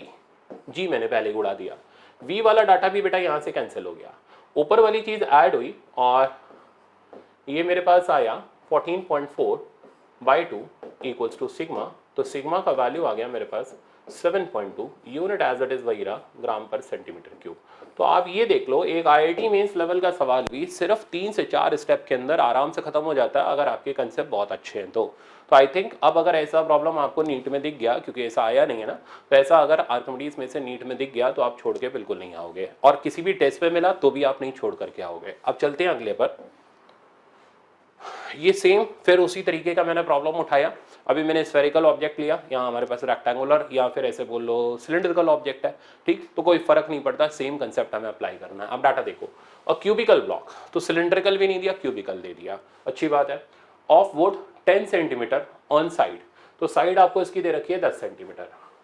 Float at the interface between oil and water, तो ऑयल और वाटर के अंदर फ्लोट कर रहा है, और ये जाहिर सी बात है ये हमें दे रखा है 6 सेंटीमीटर और ये हमें दे रखा है 4 सेंटीमीटर। अच्छा, with its lower surface horizontal and 4 centimetre below the interface, density of oil हमें दे रखा है 0.6, तो ऑयल इधर ही होगा ऑब्वियसली, और इसका डेंसिटी हो गया 0.6 ग्राम पर सेंटीमीटर क्यूब। नीचे वाटर हो गया, डेंसिटी हो गया 1 ग्राम पर सेंटीमीटर क्यूब। पता क्या करना है, मास, सीधे सीधे मास निकालना, तो उसको भी ब्रेक करने की जरूरत नहीं, आ जाओ कंसेप्ट लगाओ, ऊपर अपथरस नीचे डब्ल्यू, दोनों को बैलेंस मारो, तो यू बराबर डब्ल्यू किया, यू की जगह आ गया sigma rho V G equals to M G, G से जी चलो भागो, रो वी जी को ब्रेक किया, ठीक है ना। अब रो वी जी को मैं यहाँ डायरेक्ट ब्रेक कर रहा हूँ, तो इधर का डेंसिटी 1 हो गया और इधर का वॉल्यूम, वॉल्यूम कैसे लिखोगे, एरिया इंटू हाइट, तो अभी मैं एरिया को ए ले रहा हूँ और इसकी हाइट होगी 4 सेंटीमीटर, कन्वर्जन हम बाद में निपट लेंगे। ओके, अब अगला वाला, ये मेरे पास आया, इधर का वॉल्यूम आया, एरिया हो गया सेम ए। अच्छा, पहले डेंसिटी लगाते हैं, डेंसिटी है हमारे पास 0.6 इंटू, अब वॉल्यूम की जगह आ जाएगा area into height equals to M. अब इसको करते हैं सिंप्लीफाई। अच्छा, अब डाटा जरा चेक करो, ये जो डेंसिटी है ग्राम पर सेंटीमीटर क्यूब में है। अच्छा, एरिया को मैं पुट करना बाकी है, एरिया कैसे पुट करेंगे, क्योंकि ये क्यूबिकल ब्लॉक है, तो एरिया ऑफ क्रॉस सेक्शन जो होगा वो ये स्क्वायर फेस का होगा, ठीक है ना। मैं पूरा 3D में बनाऊंगा तो डायग्राम गंदा हो जाएगा, तो 10/10 यानी 100 सेंटीमीटर स्क्वायर इसका एरिया हो गया। तो मैं इसको यहाँ सब्स्टिट्यूट कर रहा हूँ, तो 400 सेंटीमीटर क्यूब से नीचे कटा, ग्राम बचा इधर, प्लस ये बना मेरे पास 0.6 इंटू 6, दैट मीन्स ये हो गया 3.6, एरिया मैंने जैसा बताया 100 और ये भी आ गया ग्राम में। तो टोटल मास की वैल्यू ऑब्जेक्ट की मेरे पास आ गई, ये बन गया आई थिंक 360, तो 760 ग्राम। तो मैं देखूं किस में दिया गया है, तो ग्राम में ही ऑप्शन है, तो इसलिए ऑप्शन नंबर हमारा सी करेक्ट हो गया। तो अब आपको अच्छी तरीके से आर्किमिडीज के अंदर सवाल करना आ जाना चाहिए, क्योंकि मैंने मल्टीपल डेंसिटी तक अब आपको करा दिया है, ठीक है ना। अब चलते हैं हम फिर से एक बहुत इंपॉर्टेंट कंसेप्चुअल की तरफ। ये प्रॉब्लम बरसों से आ रहा है, ठीक है ना, आईआईटी से लेकर के मेडिकल में हर जगह पूछा जाता है, बहुत अच्छा टाइप का प्रॉब्लम है, सिर्फ लॉजिकल थिंकिंग के ऊपर बेस्ड है, ठीक है ना। अगर आपको आ गया तो आपके 4 नंबर आप कमा के आओगे। फिर से एक काफी इंपॉर्टेंट प्रॉब्लम आपको दे रहा हूं। तो कहता है ये हमारे पास एक स्प्रिंग बैलेंस है, जिससे हमने 5 kg का ब्लॉक टांग दिया, और इधर की रीडिंग ऑब्वियसली फिर 5 kg है। यहाँ पर हमने एक कंटेनर रख दिया पानी का, 4 kg उसके अंदर पानी है, और यहाँ पर ये हमारे पास वेइंग मशीन है जिसकी रीडिंग ऑब्वियसली 4 kg है। अब हम इसको इसके अंदर डिप कर देते हैं, तो बताओ स्प्रिंग बैलेंस की रीडिंग और वेइंग मशीन की रीडिंग पर क्या फर्क पड़ेगा। तो एग्जाम में तो डायरेक्ट ऐसे पूछा जाता है, रीडिंग बढ़ेगी, कम होगी, ज्यादा होगी, क्या होगी, बट यहाँ पर मैंने क्या कर रखा है, अपथ्रस्ट भी दे रखा है, तो मैंने कहा नहीं भाई पूरी एग्जैक्ट रीडिंग ही बताओ। अब क्या किस तरीके से सवाल किया जाता है वो सुनो। जैसे ही ये कंटेनर के अंदर आएगा, पानी इस पे ऊपर की तरफ अपथ्रस्ट लगाएगा, तो इसने भी कोई चूड़ियां नहीं पहन रखी, ये भी पानी पर नीचे की तरफ अपथ्रस्ट लगाएगा, यानी अपथ्रस्ट दोनों पे लगेगा, ठीक है ना। तो पानी ने इस पे लगाया ऊपर की तरफ अपवर्ड फोर्स, और इसने पानी पर नीचे की तरफ डाउनवर्ड की तरफ अपथ्रस्ट लगाया। तो खाली अपथ्रस्ट पानी की वजह से ऑब्जेक्ट पर नहीं लगता, ऑब्जेक्ट की वजह से भी लिक्विड पर उतना ही लगता है, एक्शन रिएक्शन की तरह एक्ट करता है। तो अब आप समझ के चलो, तो लिक्विड ने इस पे ऊपर लगाया अपथ्रस्ट, मैं ये सारा डाटा हटा दे रहा हूं, आपको समझने में आसानी हो जाएगी। तो इसकी रीडिंग पहले 4 kg हुआ करती थी, सॉरी 5 kg हुआ करती थी, तो नीचे आया 50 न्यूटन, ऊपर की तरफ अपथ्रस्ट हो गया विच इज 10 न्यूटन। अब जो रीडिंग बची यानी स्प्रिंग फोर्स की वैल्यू बची, ये स्प्रिंग फोर्स की वैल्यू ही स्प्रिंग बैलेंस की रीडिंग हो जाएगी, और आप इस पे फोर्सेस बैलेंस करके निकालोगे तो ये हो जाएगी 40 न्यूटन, जिसको अगर आप केजी में लिखोगे तो जी से डिवाइड करना पड़ेगा, तो आंसर आ जाएगा 4 kg। तो देखो डायग्राम मैं इसको हटा ही दे रहा हूँ, उसकी मेरे को जरूरत ही नहीं है। तो डायग्राम में हमारा प्रॉब्लम जो है वो कंप्लीट हो जाएगा। तो स्प्रिंग बैलेंस की जो रीडिंग है वो कम हो गई, कम क्यों हो गई, क्योंकि इस पे अपवर्ड डायरेक्शन में अपथ्रस्ट आया, तो ये तो हमने प्रॉपरली सॉल्व कर लिया। अब नीचे वेइंग मशीन का देखते हैं। तो वेइंग मशीन, अच्छा इस कंटेनर के अंदर जो लिक्विड था, अब मैं सिर्फ कंटेनर और लिक्विड की बात कर रहा हूँ, इसकी बात नहीं, ठीक है ना। तो कंटेनर के अंदर जो लिक्विड था उसका वेट नीचे की तरफ 40 न्यूटन, इस ब्लॉक की वजह से नीचे यू एक्ट किया, यू का वैल्यू हो गया 10 न्यूटन। स्प्रिंग बैलेंस से ऊपर की तरफ नॉर्मल रिएक्शन लगा या फोर्स लगा एफ का। अब अगर आप इन फोर्सेस को बैलेंस करोगे तो एफ की जो वैल्यू हो जाएगी वो हो जाएगी 50 न्यूटन, यानी ये आंसर आ जाएगा 5 kg। तो कहानी ऐसी हुई, इस केस के अंदर आधे से इसने तो ऊपर की तरफ फोर्स लगा के इसकी रीडिंग को कम कर दिया, बट इसने नीचे की तरफ फोर्स लगा करके इस वेइंग मशीन की रीडिंग को बढ़ा दिया। तो पॉइंट अच्छी तरह समझना, ठीक है ना। तो अगर 5 kg का ब्लॉक 4 kg के पानी के कंटेनर के अंदर डिप करते हैं तो इस स्प्रिंग बैलेंस की रीडिंग जो होगी कम हो जाएगी, यू के अमाउंट से कम हो जाएगी, और नीचे जो वेइंग मशीन है उसकी वैल्यू यू से बढ़ जाएगी। तो ये होता है इसका हिडन कंसेप्ट। मान लो ये 3 kg का हो, ये 2 kg का हो, तो पानी में डिप करने के बाद इसकी रीडिंग कम हो जाएगी, ठीक है ना, और इसकी जो रीडिंग होगी वो ज्यादा हो जाएगी। कितने से कम कितने से ज्यादा, जितना यू का वैल्यू होगा। तो अब तो ये सवाल भी आपके ग्रिप में आ गया। ये भी आप किसी भी आप बुक को उठा करके देखना, आपको एडवांस लेवल प्रॉब्लम के अंदर दिख जाएगा ये, ठीक है ना। तो ये भी काफी इंपॉर्टेंट प्रॉब्लम था आर्किमिडीज के ऊपर बेस्ड। एक और कंसेप्चुअल प्रॉब्लम है, ठीक है ना। इस तरीके का प्रॉब्लम भी जनरली स्टूडेंट को पता नहीं होने की, अब मैं डेरिवेशन नहीं दे रहा उसका, वैसे मैंने वीडियो लेक्चर्स और क्लास के अंदर पूरा प्रूफ के साथ डिस्कस करता हूं, बट अभी आपको प्रूफ बताने की जरूरत नहीं है, तो आप डायरेक्ट याद रख सकते हो। सिचुएशन ऐसी है कि ये 2 ऑब्जेक्ट थे, पानी के अंदर तैर रहे थे, ठीक है ना। हमने ये ऑब्जेक्ट उठाया और पानी के अंदर डाल दिया, और सवाल ये पूछा जाता है लेवल ऑफ लिक्विड राइज कर जाएगा या लेवल ऑफ लिक्विड फॉल कर जाएगा। इसमें क्या है कि वो बचपन से आप बेवकूफ बनाए गए हो, ठीक है ना। तो आप कहोगे कहाँ कैसे बेवकूफ बना दिए गए सर। वो कौवे वाली स्टोरी सबने सुन रखी है। कौवा आया, पत्थर डालता गया पानी के अंदर, पानी का लेवल राइज किया और वो पानी पी करके चला गया। यहाँ वैसा नहीं है। कौवा बाहर से आ रहा था, पत्थर डाल रहा था, हर एक पत्थर पानी को डिस्प्लेस कर रहा था, डिस्प्लेस पानी ऊपर चढ़ रहा था, और उसका पानी का लेवल जब उसके मुंह तक आ गया वो पानी पी के उड़ गया। यहाँ पर आप बाहर से लाई हुई चीज को नहीं डाल रहे हो, ऑलरेडी जो चीज वहां पर थी उसी चीज को उठा करके पानी के अंदर डाल रहे हो। तो यहाँ पर आप कई बच्चे कंफ्यूज हो जाते हैं, लेवल राइज करेगा फॉल करेगा, तुक्के शुरू कर देते हैं लगाना। तो ये मैंने उठा के पानी के अंदर डाल दिया, क्या होगा। तो कई कहेंगे लेवल राइज कर जाएगा, कई कहेंगे लेवल फॉल कर जाएगा। फॉल तो खैर कोई ज्यादातर बच्चे बोलते नहीं, सेम रहेगा, ऐसा रहेगा वैसा रहेगा। तो इसके लिए 2 स्टोरी है, ध्यान से सुनना। अगर हमने ये ऑब्जेक्ट पानी के अंदर डाल दिया, अब 2 केसेस होंगे, या तो ये डूब जाएगा या ये तैरेगा, ठीक है ना। अब जैसे मान लो कि ये एक वुडन ब्लॉक था, इसके ऊपर एक छोटा सा आयरन का एक बॉल रखा हुआ था, ठीक है ना। अब इस आयरन बॉल, ये तो वुड की वजह से तैर रहा था, उठा करके हमने पानी के अंदर डाल दिया, क्या होगा, आयरन बॉल तैर पाएगा क्या, डूब जाएगा अंदर की तरफ, तो वो डूब गया। या मान लो लकड़ी के ऊपर एक थर्माकोल का बॉल रखा हुआ था, ये उठा करके अब हमने पानी के अंदर डाल दिया, तो थर्माकोल थोड़ा ना डूबेगा, वो तो पानी के अंदर तैर जाएगा। तो यहाँ 2 प्रॉपर्टी होती है, या तो ऑब्जेक्ट डूब जाएगा, सिंक कर जाएगा, या फिर वो लिक्विड के अंदर तैरने लगेगा। अब लेवल राइज करना और फॉल करना ये डिपेंड करता है लिक्विड डिस्प्लेस कितना हुआ। अगर लिक्विड डिस्प्लेस्ड, यहाँ का वॉल्यूम ऑफ लिक्विड डिस्प्लेस जो आप अपथ्रस्ट बराबर वेट करके निकालोगे, मैं यहाँ निकाल दे रहा हूं। तो अपथ्रस्ट को वेट के बराबर किया, वैल्यू डालिए rho V G m plus M G. इस तरीके से आप प्रूफ जनरेट करना, मैं नहीं कर रहा प्रूफ, मैं बस खाली रास्ता बता दूंगा। तो m by rho plus m by rho, this is the value of volume of liquid displace, initial volume of liquid displace. अब आप इन केसेस का लिक्विड डिस्प्लेस निकालो, ठीक है ना। अब ये लिक्विड डिस्प्लेस अगर पहले वाले लिक्विड डिस्प्लेस से ज्यादा आ गया, मतलब इस सिचुएशन में लिक्विड डिस्प्लेस ज्यादा होने लगा, तो लिक्विड जितना ज्यादा डिस्प्लेस होगा लेवल उतना राइज कर जाएगा। और अगर लिक्विड डिस्प्लेस कम आ गया तो लेवल फॉल कर जाएगा। सेम आया तो ऐसे सिचुएशन के अंदर ना राइज करेगा ना फॉल करेगा, जितना पहले था उतना बाद में रहेगा। तो खेल ऐसा होता है, अगर ऑब्जेक्ट डूब जाता है तो लेवल भी डूब जाता है। अब ये मेरा बोलने का तरीका है, डूब जाता है मतलब लेवल फॉल कर जाता है। यानी इस सिचुएशन में जब ऑब्जेक्ट सिंक कर जाता है तो ऐसे सिचुएशन में final liquid displaced is less than initial liquid displaced, therefore level of liquid falls. अब यहां पर ये तैर गया, तो ऐसे सिचुएशन में final liquid displaced is equals to initial liquid displace. कैसे निकालोगे, इनिशियल तो खैर मैंने निकाल ही रखा है, फाइनल कैसे निकालोगे, इसको बैलेंस करके और इसको बैलेंस करके। यहां का वॉल्यूम ऑफ लिक्विड डिस्प्लेस आ जाएगा m बाय रो, और यहां का वॉल्यूम ऑफ लिक्विड डिस्प्लेस आ जाएगा small m by rho. Total volume of liquid displace इसी के ही बराबर हो जाएगा। तो ऐसे सिचुएशन में फाइनल और initial volume of liquid displace बराबर हो जाएगा, that means level of liquid will remain same.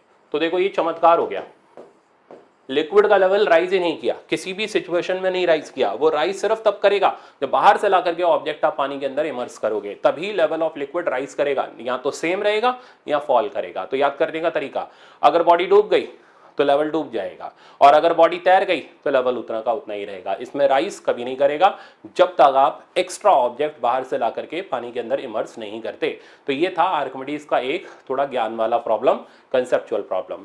अब जैसे इस पे एग्जांपल ये ले लो, एक आइस क्यूब है, उसके अंदर लेड के छोटे छोटे बॉल्स हैं, वो जो होती है ना एयर गन के छर्रे, तो वो लेड बॉल्स आप मान लो उसके अंदर किसी ने कोई था सन की, उसने जब बर्फ जमा रहे थे तो लेड के छोटे छोटे बॉल्स उसके अंदर डाल दिए।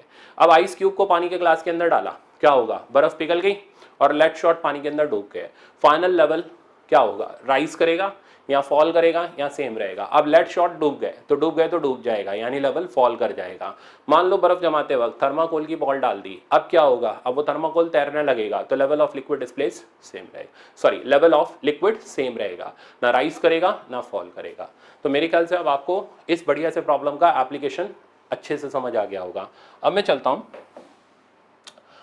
ये एक छोटा सा कंसेप्ट है जो फिर से याद करने वाला कंसेप्ट है, इसको आप सरफेस टेंशन विस्कोसिटी में पढ़ो, यहां पढ़ो, मेरे लिए तो बात बराबर है।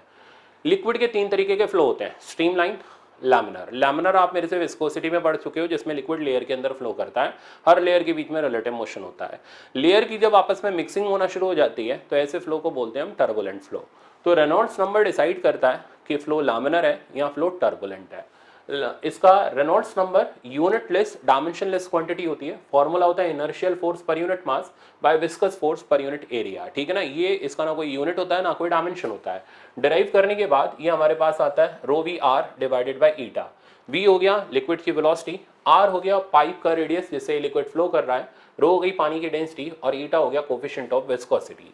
अब वैल्यू क्या याद करनी है, अगर रेनॉल्ड्स नंबर की वैल्यू 0 से 2000 के बीच में लाई करती है तो ऐसे में फ्लो लैमिनर होता है, ठीक है ना। स्ट्रीमलाइन और लैमिनर होता है। स्ट्रीमलाइन तब जब लिक्विड नॉन विस्कस होगा। अच्छा, अगर ये लाई करता है 2000 से 3000 के बीच में तो ऐसे सिचुएशन में लिक्विड का फ्लो चेंज हो रहा होता है लैमिनर से टर्बुलेंट में। अगर इसकी वैल्यू 3000 से ज्यादा होती है रेनॉल्ड्स नंबर की तो ऐसे में फ्लो डेफिनेटली टर्बुलेंट होता है। तो ये 3 पॉइंट थ्योरी पॉइंट आपको याद रखने हैं। 0 से 2000 लैमिनर, 2000 से 3000 लैमिनर से टर्बुलेंट में कन्वर्ट होता है और 3000 से ज़्यादा होने पर टर्बुलेंट हो जाता है। रेनॉल्ड्स नंबर ना कोई यूनिट है ना कोई डायमेंशन है। अब आते हैं हम अपने मेन कंसेप्ट पर, कंटिन्यूटी और बर्नौली।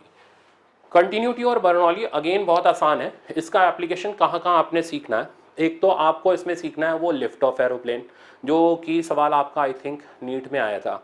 दूसरा वो छत उड़ जाने वाला सवाल, वो आपका एम्स में भी आ चुका है, नीट में भी आ चुका है। तीसरा वो टैंक के प्रॉब्लम्स। चौथा वेंचुरी मीटर के प्रॉब्लम। तो इन 4 सेक्शन में से फिर से मान के चलो कोई ना कोई एक प्रॉब्लम फंस जाएगा और आप नहीं फंसोगे, आपका सवाल 100% करेक्ट हो जाएगा।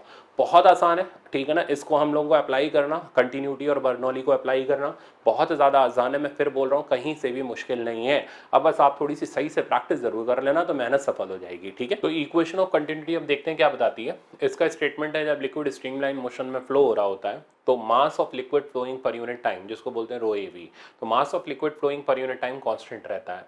अब क्योंकि लिक्विड इनकम्प्रेसिबल है, मतलब डेंसिटी इनकम्प्रेसिबल शब्द का मतलब ध्यान रखना डेंसिटी इज कांस्टेंट। तो अगर डेंसिटी कांस्टेंट है तो ए वी का प्रोडक्ट इज आल्सो कांस्टेंट, यानी A1 V1 बराबर A2 V2। इस A1 V1 को हम बोलते हैं रेट ऑफ फ्लो या volume of liquid flowing per unit time. तो अब अगर प्रॉब्लम्स में रेट ऑफ फ्लो पूछा जाए तो आपको कुछ खास नहीं करना, A इंटू बी का प्रोडक्ट निकाल के देना है, that thing is called rate of flow.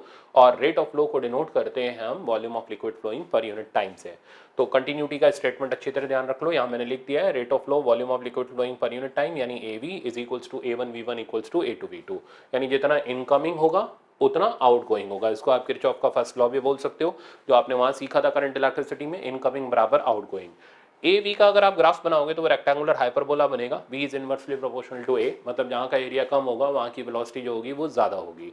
अब इस पे बेस्ड एक दो परफेक्ट एग्जांपल्स हैं जो कंटिन्यूटी के बहुत आसान एग्जांपल्स होते हैं और एग्जाम के अंदर आप इनको बहुत इजीली कर सकते हो। वो ये है, जैसे यहाँ पर आप देख रहे हो कि ये एक पाइप का क्रॉस सेक्शन दे रखा है, लिक्विड इधर से आ रहा है और इधर 2 पार्ट में डिवाइड हो रहा है।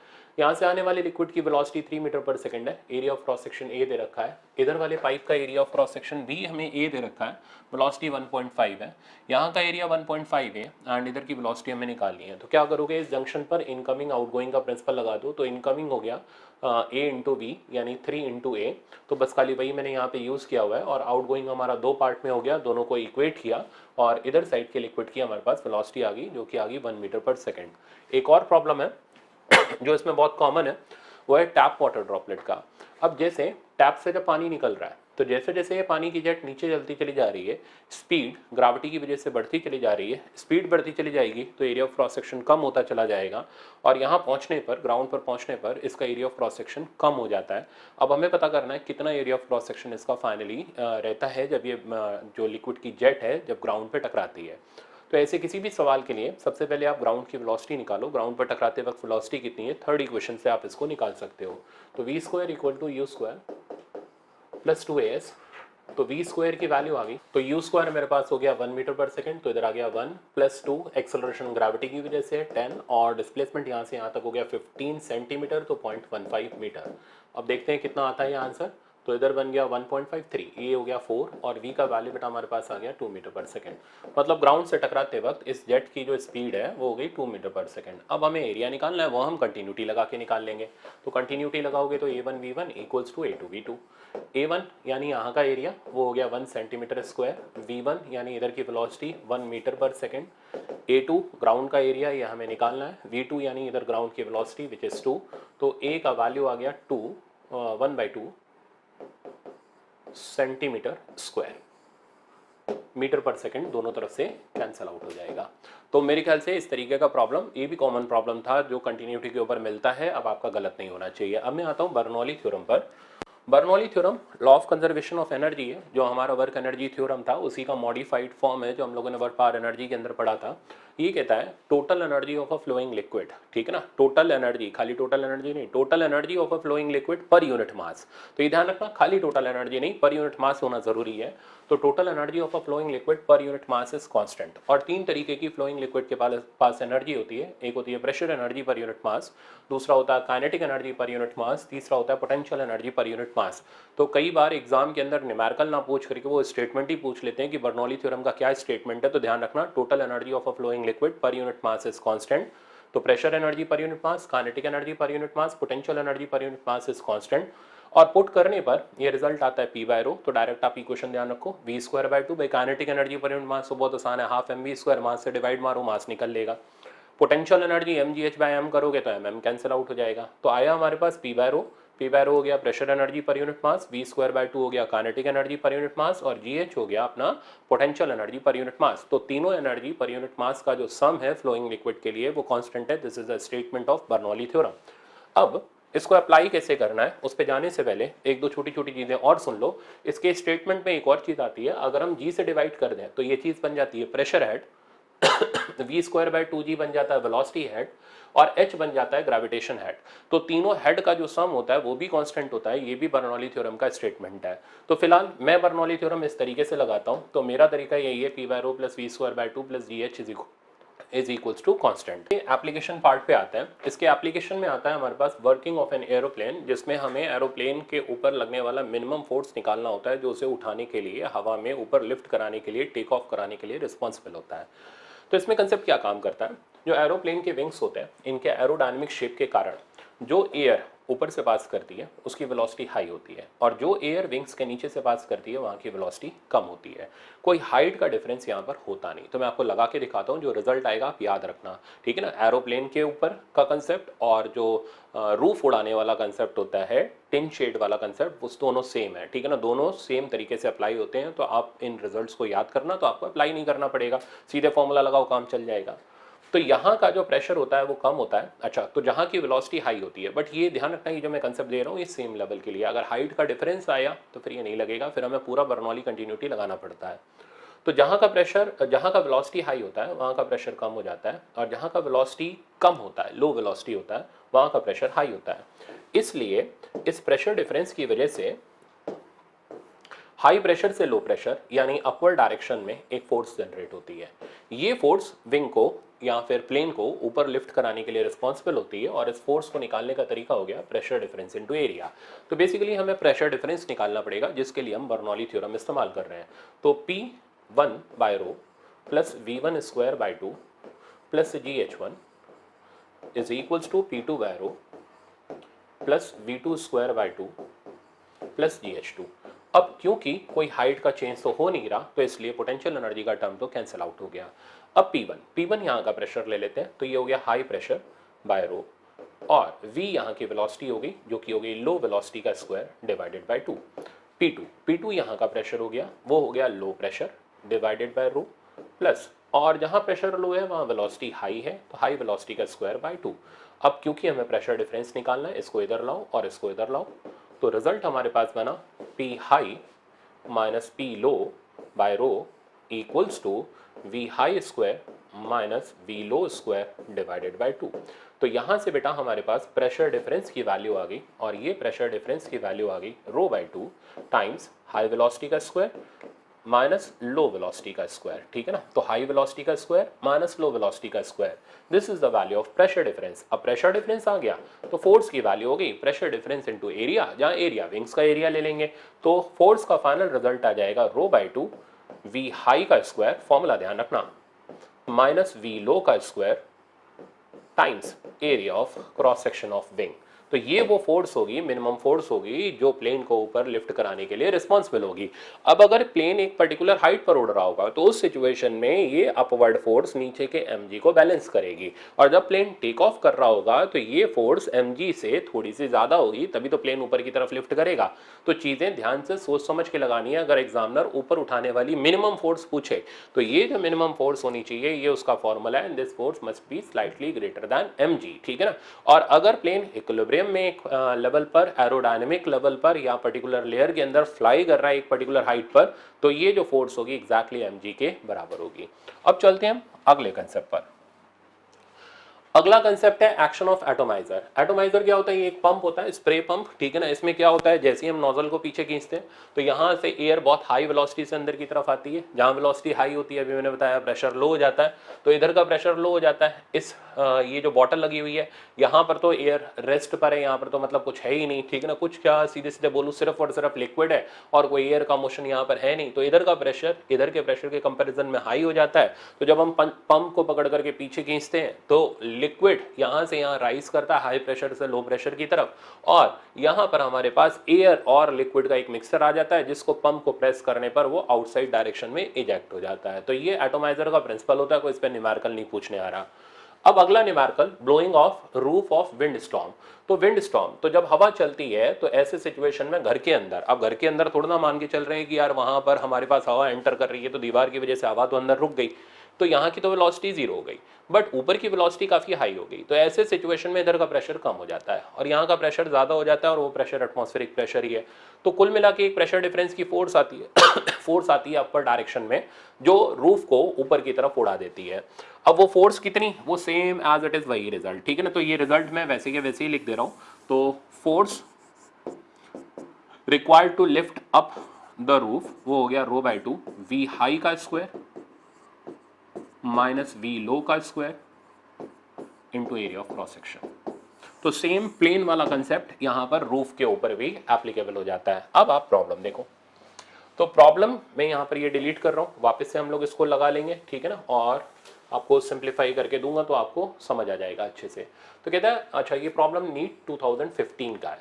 तो a wind with speed 40 metre per second blows parallel to the roof of house. तो 40 मीटर पर सेकंड से रूफ के पैरेलल विंड ब्लो कर रही है। The area of the roof is 250 metre square. तो आपको एरिया सीधे सीधे रखा है। Assuming that the pressure inside the house is atmospheric pressure, तो यहाँ की वेलोसिटी हमारे पास जीरो हो गई। The force exerted by wind on the roof and the direction of force, तो डायरेक्शन तो अपवर्ड हो गया, फोर्स कितनी लगेगी वो लगाओ फॉर्मूला। तो रो बाय 2 वी हाई का स्क्वायर माइनस वी लो का square into area of cross section. करते हैं सिंप्लीफाई। रो हो गया डेंसिटी ऑफ एयर, वो हमें सीधे सीधे क्वेश्चन में दे रखी है 1.2 डिवाइडेड बाय 2। एरिया भी यहीं लगा दो, एरिया की वैल्यू 250 हो गई मीटर स्क्वायर में। सारा एसआई सिस्टम में चल रहा है, फोर्स न्यूटन में आ जाएगी। वी हाई की जगह आ जाएगा बेटा 1600, और वी लो वो हो गया 0। तो इसको आप सिंप्लीफाई करो, जैसे ही आप इसको सिंप्लीफाई करोगे, मैंने किया ही हुआ था, तो आंसर आ रहा है 2.4 इंटू 10 की पावर 5 न्यूटन, और डायरेक्शन इसका आपको बताइए कि अपर डायरेक्शन में ये फोर्स एक्ट करेगा। ऑप्शन नंबर इसका सेकंड करेक्ट हो गया। तो प्रॉब्लम आप देख लो अच्छी तरह। अगर आपको ऐसे टाइप के फॉर्मूले आते हैं तो कंटिन्यूटी और बर्नौली चलाने की जरूरत नहीं पड़ेगी, सिर्फ और सिर्फ ये फॉर्मूला लगाओ, खेल खत्म इसका। अब मैं चल रहा हूँ आपको लेकर के नेक्स्ट प्रॉब्लम पर। नेक्स्ट है हमारा वेंचुरीमीटर का कंसेप्ट। वेंचुरीमीटर भी क्या करता है, ये भी फ्लोइंग लिक्विड की वेलोसिटी मेजर करने के काम में आता है। तो इसमें लिक्विड फ्लो करता है। तो आप देख रहे हो यहाँ पर दो एरिया ऑफ क्रॉस सेक्शन है, एक बड़ा एरिया और एक छोटा एरिया। इसमें मैं आपको फॉर्मूला बना के दूंगा, उसको याद कर लो, कंटिन्यूटी बर्नौली नहीं लगाना पड़ेगा। तो जहाँ एरिया ज़्यादा होगा, ठीक है, वहाँ की वेलोसिटी जो होगी वो कम होगी। तो यहाँ की वेलोसिटी कम होगी और यहाँ की वेलोसिटी ज़्यादा होगी। जहाँ की वेलोसिटी ज़्यादा होगी, अभी भी आपने पढ़ा सेम लेवल के लिए प्रिंसिपल, जहाँ वेलोसिटी ज़्यादा होगी वहाँ का प्रेशर जो होगा वो कम होगा। इसलिए यहाँ लिक्विड कम हाइट तक राइज करता है और यहाँ पर लिक्विड ज़्यादा हाइट तक राइज करता है। और इस डेल्टा एच से इसको देखते हुए हम फ्लोइंग लिक्विड की वेलोसिटी निकाल सकते हैं। तो मैंने जो रिजल्ट ड्राइव किया हुआ है वो इस लार्ज वेलोसिटी का किया हुआ है। उसके पीछे की सोच ये है, जो ये वेलोसिटी का फॉर्मूला बनेगा वही टैंक के अंदर बनता है। इसलिए मैं आपको सिर्फ एक ही चीज़ बोलूँगा कि जहाँ का नैरो क्रॉस सेक्शन हो वहाँ की वेलोसिटी का फॉर्मूला याद कर लो, कंटिन्यूटी बर्नौली कभी नहीं लगाना पड़ेगा। अब देखो, तो इस वेलोसिटी का जो स्टैंडर्ड फॉर्मूला आता है ये कंटिन्यूटी बर्नौली लगाने के बाद है, ठीक है ना, वो आ रहा है 2 delta P by rho 1 minus A by A का होल स्क्वायर। डेल्टा पी की वैल्यू यानी यहाँ और यहाँ का प्रेशर डिफरेंस का वैल्यू वो मैंने कैलकुलेट किया हुआ है इस वर्टिकल हाइट वाले फॉर्मूले से, वो आपके सामने है। गिरा तो आपको डेरिवेशन में नहीं घुसना, आप सीधे सीधे रिजल्ट याद रखो। तो वेंचुरी मीटर के अंदर जो लार्ज वेलोसिटी है, या फिर ऐसे बोला जाए नैरो एंड की जो वेलोसिटी है, वो वेलोसिटी निकालने का हमारा जो सिंपल सा तरीका है, वी नॉट निकालने का जो तरीका है वो है 2gh। एच यहाँ पर इन दोनों हाइट का डिफरेंस है, तो आप इसको डेल्टा एच बोल लो, ज़्यादा अच्छा रहेगा, bye 1 minus A by A का होल स्क्वायर। छोटा ये हो गया, स्मॉल ए हो गया, वो आप उसके नोटेशन से ही समझ जाओ। छोटा ये हो गया छोटा एरिया ऑफ क्रॉस सेक्शन, बड़ा ये हो गया बड़ा एरिया ऑफ क्रॉस सेक्शन। तो पहले ये फॉर्मूला याद करो, इससे आपको वेंचुरी मीटर में कुछ और नहीं लगाना पड़ेगा। तो जो नैरो एंड की वेलोसिटी है उसका फॉर्मूला हो गया 2g delta H under root 2g delta H by 1 minus A by A का होल स्क्वायर।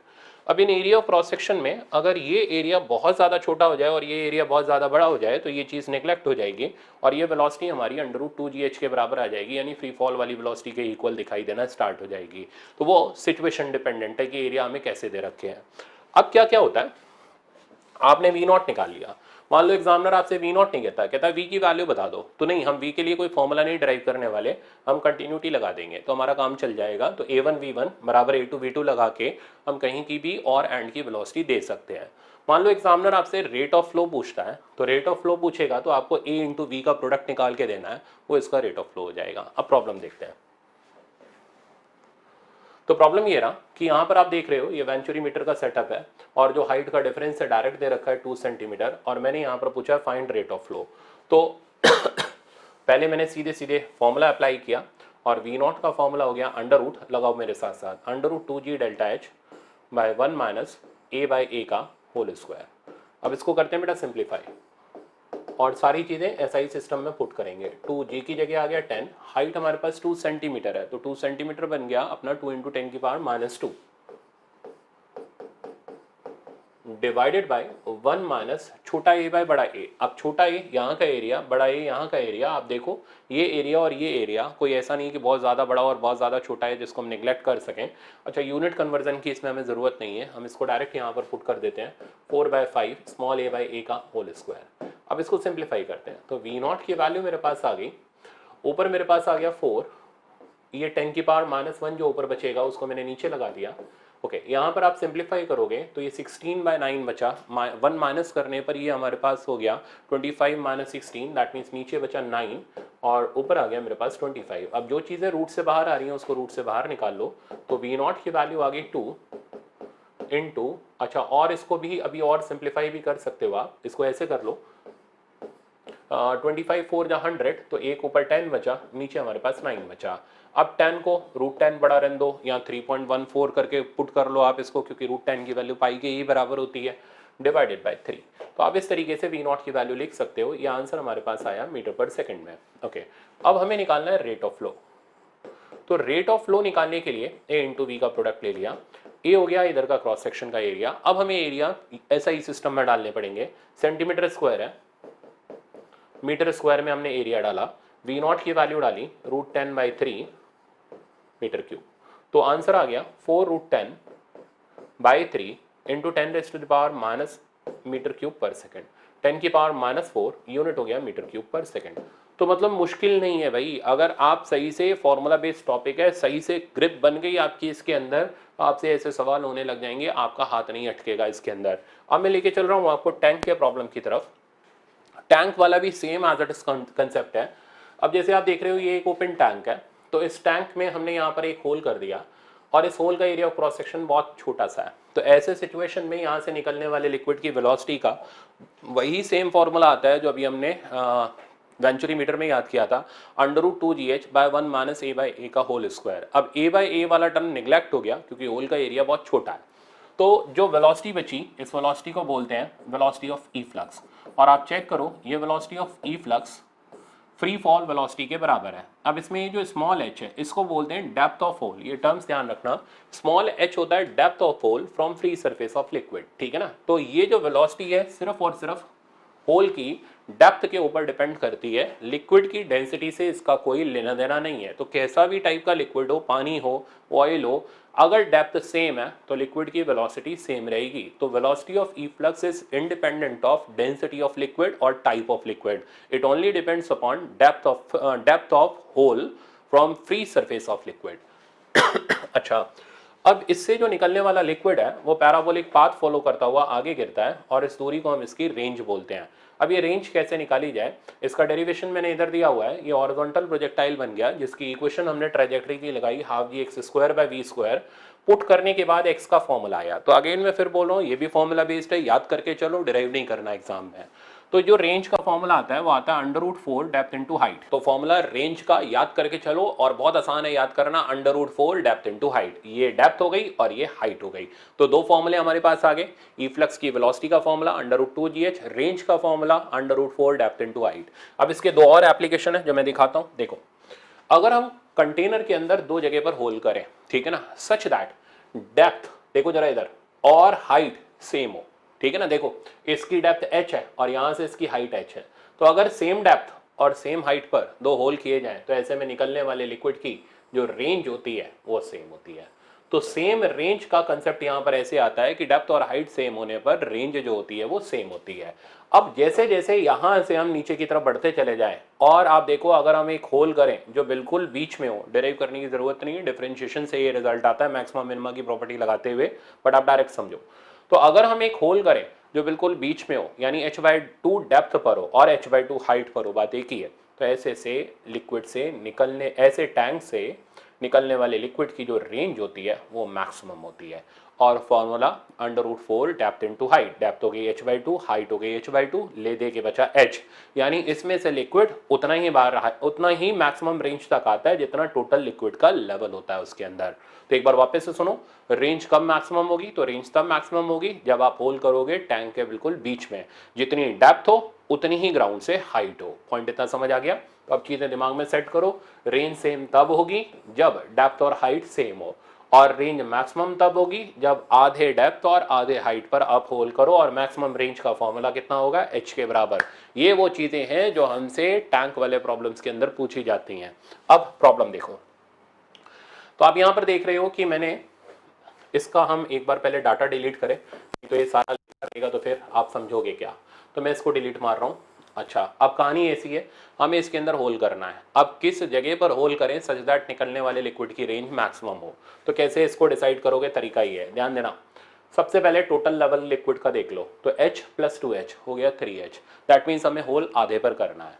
तो आधे पर मैंने होल किया, आधा हो गया इसका 3h का 1.5h, तो ये डेप्थ हो गई, और इधर से ये 1.5h ये हाइट हो गई।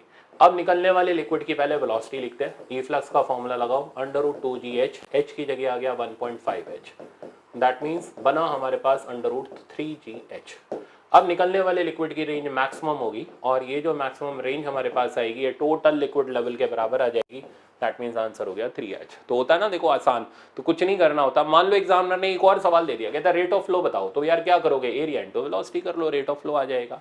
अच्छा, अब टेक्स्ट देखो, अब मैंने उल्टा कर दिया, यहां पर ये जो टेबल है इसकी हाइट कर दी 2h, और इसके ऊपर टंकी में पानी भरा h हाइट तक। अब बताओ रेंज कब मैक्सिमम होगी। अब अगर आप टोटल का आधा करोगे तो 1.5h, वो तो यहां आएगा, ठीक है ना, वो आप देख रहे हो ना, वो टेबल के अंदर थोड़ा ना छेदने बैठ जाओगे, ठीक है, आपने ड्रिल लिया और टेबल की टांग के अंदर छेद कर दिया तो पानी नहीं आएगा, पानी ऊपर गिर पड़ेगा। तो ऐसे सिचुएशन में फिर हमें होल करना पड़ेगा बिल्कुल बॉटम पर। हाँ, निकलने वाली रेंज मैक्सिमम तो होगी, पर वो मैक्सिमम नहीं होगी जो लास्ट सवाल के अंदर आई थी, उससे थोड़ी सी कम आएगी। तो ऐसे सिचुएशन में हम सबसे जो लोएस्ट लेवल होगा वहां होल करेंगे, और इस सिचुएशन में निकलने वाले लिक्विड की रेंज बाकी सबके कंपैरिजन में मैक्सिमम होगी, पर वो मैक्सिमम नहीं होगी, 3h के बराबर नहीं आएगा। तो रिजल्ट देखो कितना आ रहा है, √4 डेप्थ इनटू हाइट, डेप्थ हो गई h, हाइट हो गई 2h और रिजल्ट आया 8h², 2√2h, तो 3h से तो कम ही हुआ ना 2√2। तो रेंज मैक्सिमम तो आई पर वो मैक्सिमम नहीं आई जो आधे डेप्थ पर होल करने पर आती थी। तो ये भी एक काम का एग्जाम्पल मैंने आपको दिया। अब नेक्स्ट एग्जाम्पल देखो। हाँ, ये आया था आपका लास्ट ईयर नीट 2019 में, बहुत ही बकवास टाइप का प्रॉब्लम है, आराम से उड़ा सकते हैं। देखो पढ़ो, a small hole of area 2 millimetre square is present near the bottom of fully open tank of height 2 metre. तो एक टैंक है जिसमें हाइट है 2 मीटर और इसके बॉटम पर होल किया गया। द रेट ऑफ फ्लो, अब रेट ऑफ फ्लो हमें निकालना है, वो कैसे निकलेगा, पहले आपको वेलोसिटी निकालनी पड़ेगी। अच्छा, पानी इसमें पूरा भरा हुआ है, ऐसा क्वेश्चन में हमें मेंशन्ड है, तो हम पहले यहाँ से लिक्विड की वेलोसिटी निकाल लेते हैं। तो वेलोसिटी का फॉर्मूला हो गया √2gh, h की वैल्यू हमने 2 मीटर सब्स्टिट्यूट करी, √40 मीटर। अब √40 सिंप्लीफाई करोगे तो ये हो गया 2√10, दैट मीन्स ये आ गया 6.28 मीटर। अब हमें निकालना है rate of flow. Rate of flow का फॉर्मूला हो गया एरिया इंटू वेलोसिटी। तो एरिया हमें होल का 2 मिलीमीटर स्क्वायर दे रखा है, तो 2 इंटू 10 की पावर -6 इंटू 6.28, आंसर बन गया 12.6 इंटू 10 की पावर -6 मीटर क्यूब पर सेकेंड। ऑप्शन नंबर आप देखो बी ऑप्शन करेक्ट हो गया। तो ये नीट लेवल है, मैं फिर बोल रहा हूँ, फॉर्मूला बेस्ड पूरा फ्लूइड मैकेनिक्स आपका आता है, आपको दिमाग नहीं लगाना पड़ेगा, जितना लगाना था मैंने लगा दिया। अब आपका काम क्या है, आपको प्रैक्टिस करनी है, जो मैं क्वेश्चन दे रहा हूँ वो प्रैक्टिस करो, और कुछ शॉर्टकट्स आपको टेस्ट सीरीज के अंदर भी मिल जाएंगे, ठीक है ना। तो वो वहाँ से आप जब देखोगे आपका दिमाग चलेगा, इसलिए मैंने यहाँ नहीं रख करके वहाँ पर रखे हुए हैं टेस्ट सीरीज के अंदर, ताकि आप देखो आपका कुछ और दिमाग उसके अंदर यूटिलाइज हो, ठीक है ना। मैं आपको इंपॉर्टेंट क्वेश्चन बताता हूँ। तो ये वो बेटा इंपॉर्टेंट क्वेश्चन हैं जो आपको फ्लूइड मैकेनिक्स के टेस्ट से, नीट फिजिक्स कोटा की ऑनलाइन टेस्ट सीरीज से, कंसेप्चुअल और एडवांस टेस्ट से प्रैक्टिस करनी है। इसके अंदर कुछ आपको हिडन ट्रिक्स भी मिल जाएंगे, ठीक है ना। तो वो अभी तो नहीं बताऊंगा मैं, जब आप खुद सॉल्व करोगे तो आपको पता चलेगा कि कौन से हिडन ट्रिक्स हैं जो इनके अंदर मैंने स्पेशली टेस्ट के अंदर रखे हुए हैं, जिसको करके आपका लेवल बहुत अच्छा हो जाएगा। ये सारी आपको प्रैक्टिस करनी है, छोड़ के नहीं जाना।